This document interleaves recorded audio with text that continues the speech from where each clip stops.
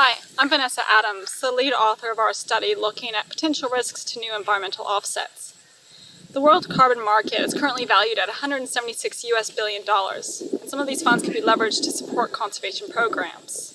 Carbon offsets aim to store or sequester carbon in our landscape to mitigate the potential impacts from climate change. But like any new investment, we need to understand and manage the risks associated with them.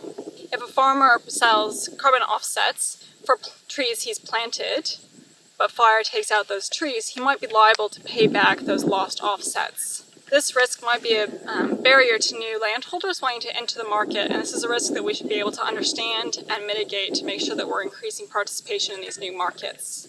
We focus our study on Australia, where there's a new voluntary carbon scheme called the Carbon Farming Initiative. Australia is a very large country and is predominantly underpopulated, and this is a really great opportunity to create a new economy and associated jobs. The savannas of Australia actually cover a quarter of our continent and experience some very severe late season fires that account for 3% of Australia's annual greenhouse gas emissions. We looked at a new carbon offset product called savanna burning, and savanna burning actually aims to burn our savanna early in the season, and this will reduce the total amount of land burned and hopefully also avoid some of those late season fires which can be very hot and have a lot of emissions associated with them. Our savannas also are currently threatened by high biomass invasive grasses, and one of those is gamba grass. And as you can see, it's a much higher biomass grass compared to our native savanna grasses, and these can result in 5 times more intense fires compared to our natural fires.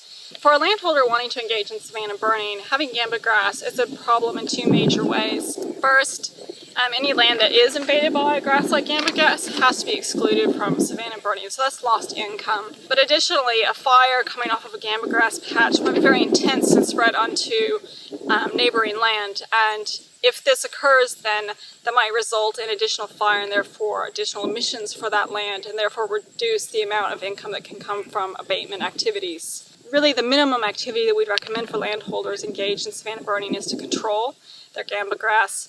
But a landholder might also actually want to eradicate gamba grass so that they can use that land in the future to enroll it in savanna burning and increase their income from that activity.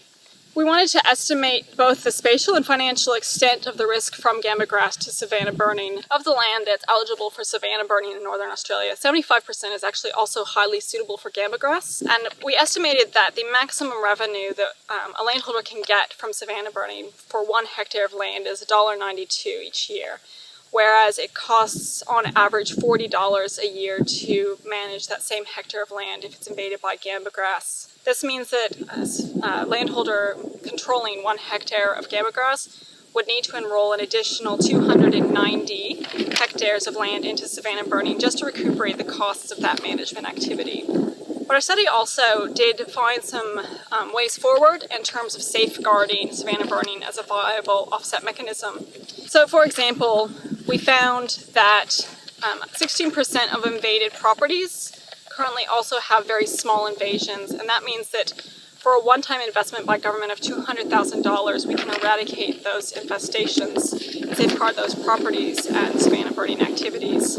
We also found that 75% of properties are currently not invaded by gamba grass, and this means that if we have an effective control program, we can protect those properties, keep them viable as savanna burning, and reduce the impacts from gamba grass to that new industry. The threat of gamba grass to savanna burning is just one example of a threat to an environmental offset mechanism. And if we want landholders to participate in these programs, we need to be giving them the same advice and support and insurance against risks that we would for any other farming industry.